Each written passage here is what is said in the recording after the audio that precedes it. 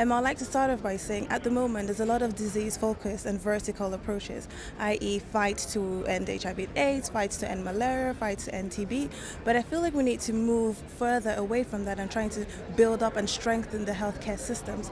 Like I mentioned on stage, an effective healthcare system is not one that can respond in an emergency, but it's one that can spot an emergency. Because if the healthcare system is not sustainable, if the healthcare system cannot spot an emergency, it takes 4 to 6 months, like what happened in the Ebola outbreak, to actually spot the emergency, and then the trickle effects are felt worldwide.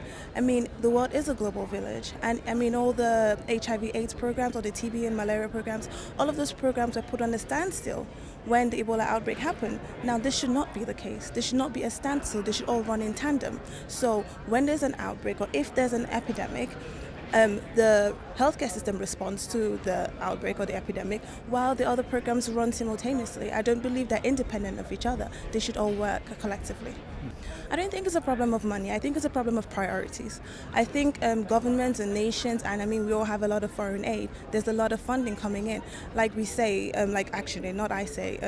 Sir Ellen Johnson mentioned it. She said Africa is not poor. Africa is poorly managed. So that means that it's not a problem of a lack of funding. It's a problem of the managing of it. It's a problem of the human resourcing and also pushing out the capacity building and the capacity strengthening and including all of us, the youth, the women, the men, and to fight against the end of epidemics.